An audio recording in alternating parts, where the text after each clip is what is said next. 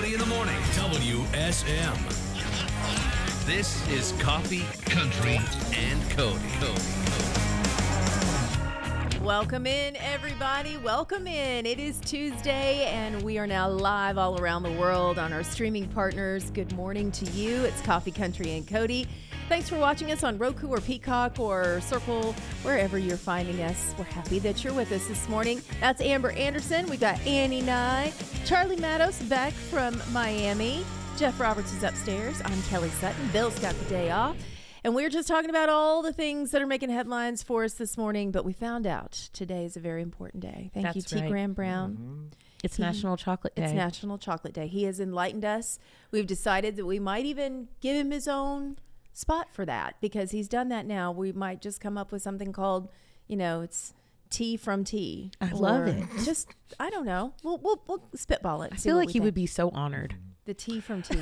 Yeah, I like that. My favorite is watching him side stage to see if Sheila is seeing him grab the big handful of candy and put it in his coat pocket. Yeah.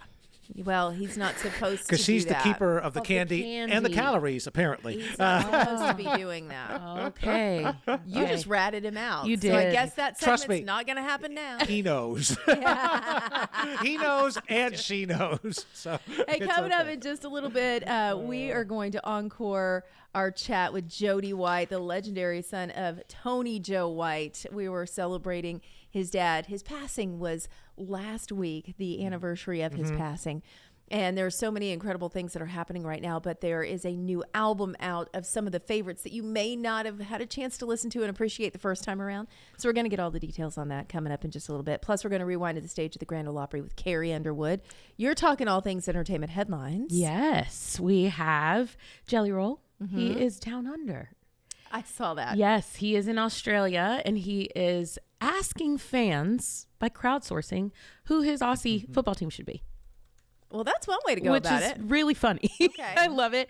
Tag Lily Gold is ushering in a new chapter of music, which is well overdue. We have been missing them, so we'll talk about that. And Chili's is bringing back a fan favorite. Very, very excited about Ready this. to sing, Annie? I'll sing. Do it.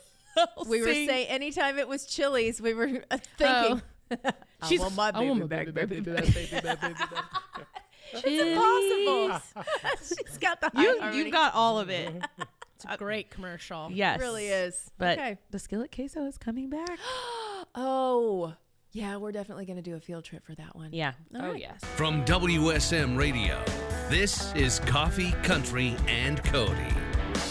Well, come on in and pull up a seat, because we are getting ready to get into a really cool new project. Brent Maher's with us. We're going to talk to him about it coming up in just a few minutes. Audiobook history. You've got a musical novel that's all coming together. It's fascinating. You don't want to go anywhere. But we thought we would start this by playing one of his classics that he was a part of. Really, were there any Judds without Brent? We don't think so.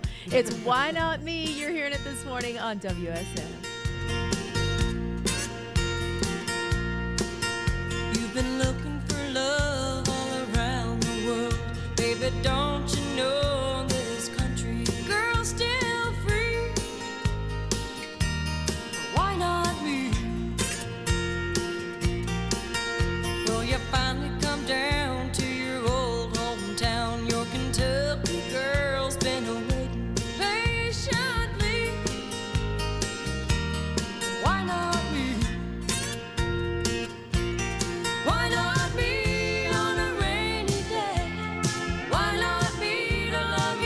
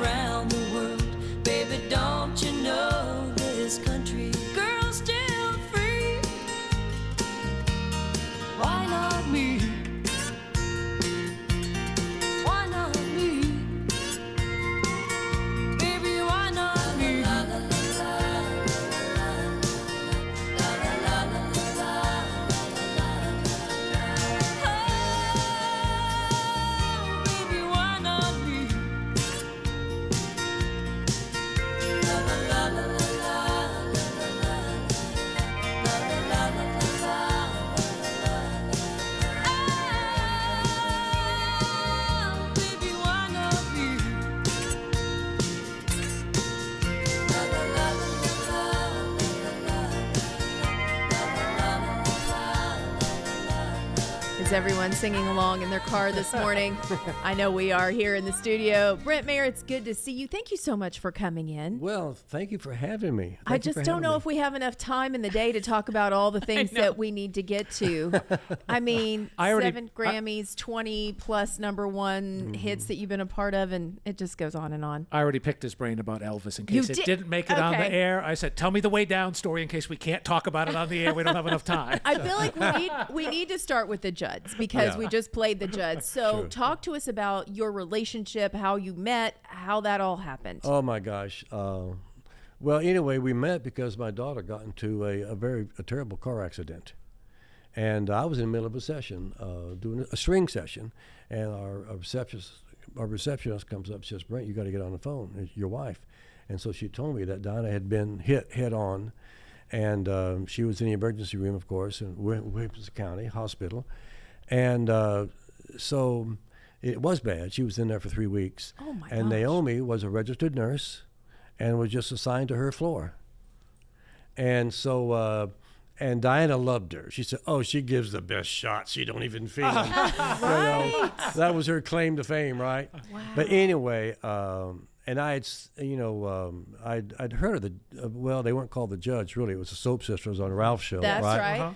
Ralph And Emery. a few times I was up that early and stumbled onto him. So, well, you're pretty good.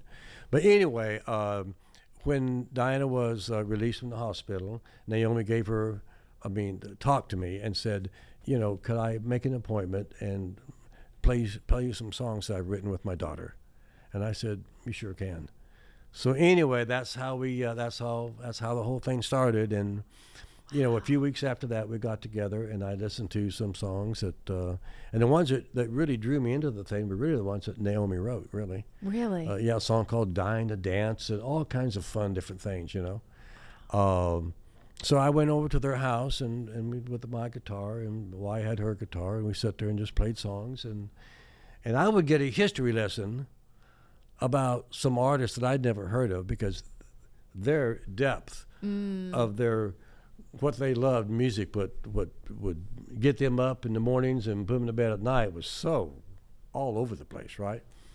And I would say, no, I've never heard the Boswell sisters. I've heard the Andrews sisters. And, "Oh, Brent, you got to hear the Boswells, and they're much cooler." And so anyway, a lot of things like that. And then we just started sort of formulating what would really the Judds sound would be, which was based around, acoustic guitars. Yeah. And those harmonies. Mm-hmm. Oh. That is just incredible to think about. You watched the entire ride. Did you have any idea that they were going to be the superstars that they would be? No, I don't think hardly anybody can say that. You know what I Right. mean? You certainly can tell about somebody's gifts. Mm-hmm. And there was no question the first time that I sat across from Winona and heard her open her voice, I just went, "Hello." And then Naomi's harmony parts were so different than what most groups are. Her harmonies are always like below the melody, not on top. And so her note selection was just like remarkable. And so that was, you'd have to be deaf not to hear that.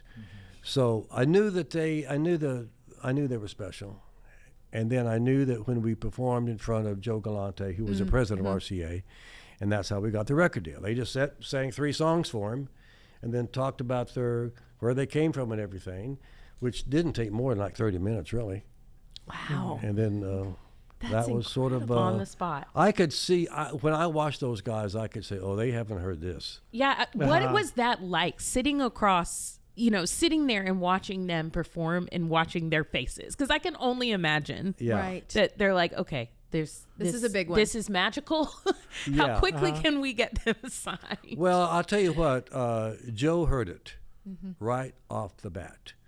And Nora Wilson was there, and a couple other people were there, But I could see Joe, I could read his body language and say, "Oh, I think we're going to walk out of here with something," How exciting That's is that? amazing. That's so and cool. Then, so we were sort of excused to go down to Old Charlie's restaurant, actually, and wait until we got the news, yay or nay, That's crazy. And before I walked out the door, Joe sort of grabbed my arm and said, "Hey, so now what kind of record you thinking about making?" I said, "Joe, not a lot different than what you heard right here." Yeah. And he said, "Perfect." And so that was we were sitting there with Charlie's and the girls were on pins and needles because of their whole lives had been building to this moment, right? Yeah. And so now it's one way or the other.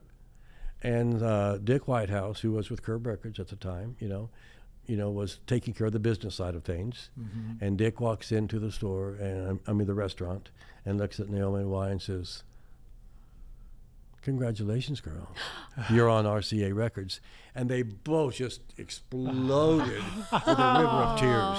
I mean, just gushing tears. And then, of course, I sort of chimed in. That's but, incredible. it was one of those great moments, Those are the things really that you'll cool. never forget, and the stories that always need to be Oh, told. yeah, never forget that. That's impressive. Speaking of stories that need to be told, I know that's what I'm saying. I know, we could go We like could- 42 yeah, different. We this need to is- have you back just to talk about nothing but you. Yes, and then but we are talking about Night of the Orphan Yes, Train. right. This is the new project that you have out. Right, uh-huh. And you said this got started because you saw a billboard in the middle of Kansas. On I-70, yes. And I've never had any aspirations to write a musical. Okay. Never been on my radar. One song at a time is enough. Sure. Right? Sure, I get it. Yeah, and so anyway, I see this driving like about 75, 80 miles an hour, and big signs coming up, and it said, "Visit the Orphan Train Museum, Concordia, Kansas." And I went, "What?" And a little wafy child was on it, very period looking, back in the 1800s, something like that. And I went, "What?" And then it's right by me. And so I asked my wife, Janelle, I said, "Can you check out the Orphan Train Museum, Concordia, Kansas?" She said, "Yeah." Pops right up. And for the next day and a half, we went through all the different websites connected to that. And what we found out about part of our country's history that I'd never heard about, and what it sort of boils down to is for almost 60 years, New York City, at any given time, would have thousands of homeless children. Basically, in certain areas of downtown, just on almost every street corner and alleyways. And it was because, of these terrible influenzas that would sweep by, like the Spanish flu, right? Yeah. And when the Spanish flu would come through, there would be like 10,000 people die. And they had And so all you'd these have a kids lot of times the left. parents would die and the kids didn't. Yeah. And if you didn't have a relative, if you didn't have anything, you're on the streets. So they were putting them on trains and shipping them out west to find new families. Well, for what them. happened, there was this Methodist minister, William Loring Brace, that, it was just, killing him to see this every day going, to his church.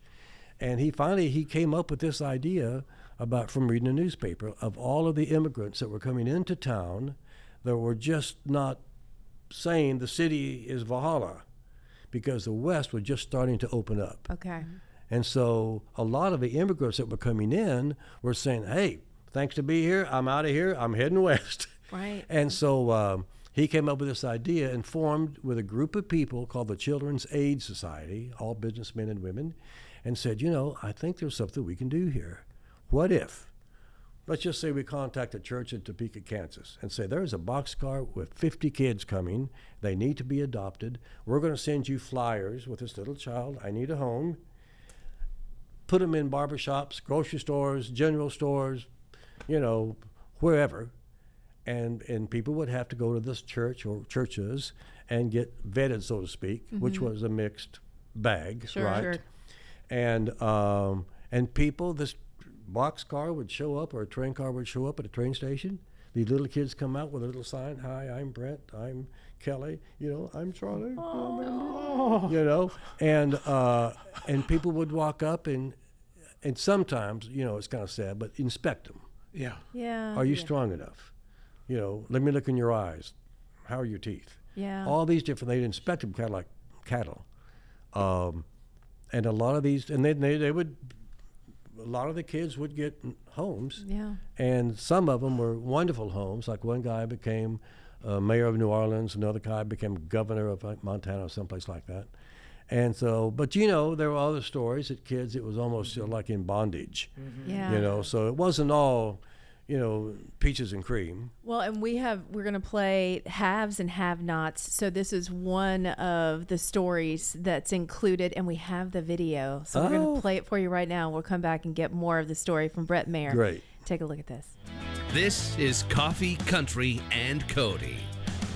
We are diving in with Brent Maher, award-winning producer, engineer, songwriter, tons of Grammys. He's produced everybody. The coolest thing about you, though, is the fact that you've got not only the Judds and Elvis on your resume, but then you do have this song that just got featured on The Bear, and it's Nikki Lane and Sierra Farrell. You've worked with everybody. Well, I didn't actually produce that record, but I did write the song. You wrote the song. But yeah, it's I've had so much fun in my career, and I feel so blessed with it. That's the coolest. Yeah. Like, you hear all of the names that are attached. Jelly Roll, from Jelly Roll to Elvis. I mean, Yeah. Did Duke Ellington come out throw that one in? Duke, My oh my goodness. goodness. Oh, yeah. Ike and Tina Turner I saw on here too. Proud Mary, big Will Holy keep on cow. toining. Yes. And doing all of that and then coming up with this new idea that's birthed that is so different, because you were saying it's a musical novel, hopefully one day a full-fledged musical. It felt daunting, but it is interesting that felt like it was out of reach, or it was just a bigger project when you've written all of these things.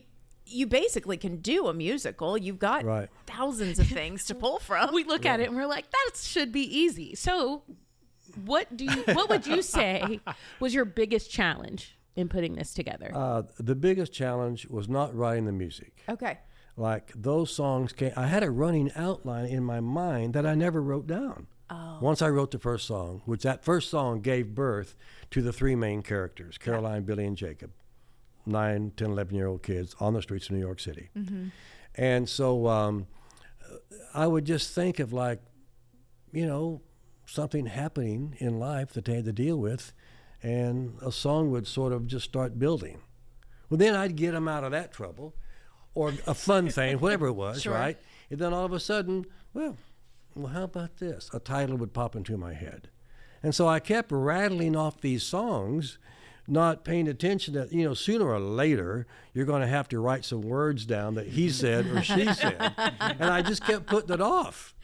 And I literally wrote 20 songs, all songs I'd written, knowing the story in my head, but not having the gumption to actually write it down, And finally, my wife said, this thing will never get done if all you do is keep putting it off and writing yet another song. Right. You're going to have to buckle down and write, the first line. The words. And I was challenged by that, because I read a lot, and I know darn well that I'm not Ian Fleming, Well, but at the same time, you're the only one that can tell the story, because it's in your head. That's what she said. Yeah.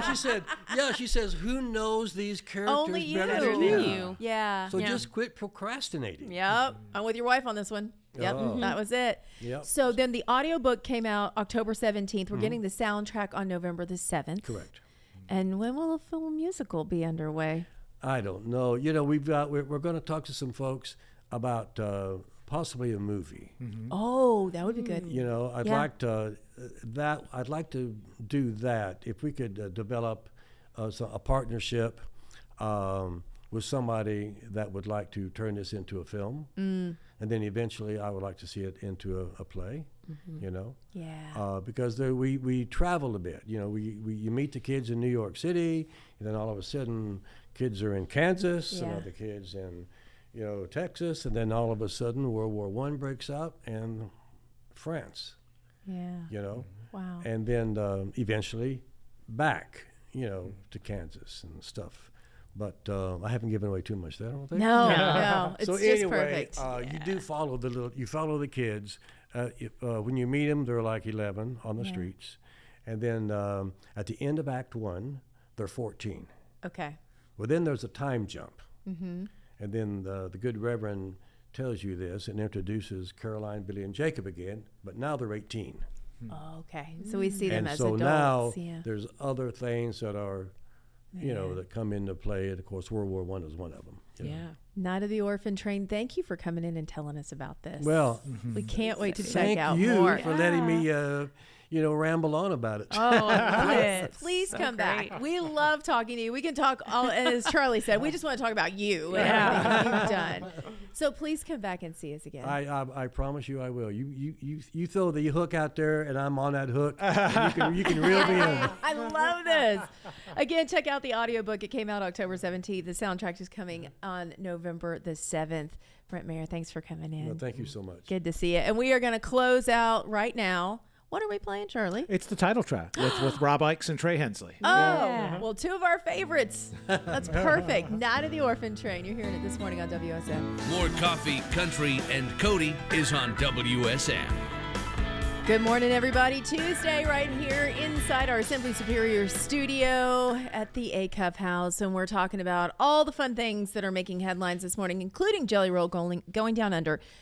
Had the story of him feeding the kawaka yesterday. Yes, I saw that. So he's been doing a lot of fun stuff. He is immersing himself. You don't know what a kawaka is? Is it in the koala family? No, it's like a wallaby / kangaroo. cute. They're really cute. They're small. Oh, But okay. they're named the happiest animal on earth, and Jelly has a tattoo of a kawaka. Really? Yes. Well, they need one at Disney World, don't you think? Yes, they The sure happiest do. place needs the happiest animal. yeah. They really do. They should. They really That's do. a good call out. Yeah. 100%. Okay. So in Kelly knows addition- people. She can get it done. In addition to the wildlife, though, he's really latching on to things in Australia. He is, including asking his fans in Australia to help him pick an Aussie football team. He took to Instagram. I want you to know I've been in Australia a week, and I have been watching the Fox Footy channel every single night. I have fallen in love with Australian football. So I had a moment where I was like, I don't know who to be a fan of. So I'm calling this the Jelly Roll Draft. This is me asking all my Australian friends out there to help me pick the team I should be supporting. To give y'all context, I'm from Nashville, Tennessee, back in America. I am a fan of the Tennessee Titans. We are having a rough decade, y'all. We are literally probably one of the worst teams in the league this year, but we got a lot of room to grow. Rookie quarterback. I believe in us, and I'm a loyal fan. So now that you know a little bit about my personality and my fandom, who should I be a fan of in the AFL? Y'all pick it, and I'm going to rock with them the rest of my life. I promise. Let me know. Okay. I mean, he said the rest of his life. He's not lying. He's probably telling the truth. I know. And that's the thing about Jelly Roll. Like, he is the loyal guy. Like, he's going to pick something and he's going to stick with Been it. a rough decade for the Titans, and he has not dropped out yet. He said decade.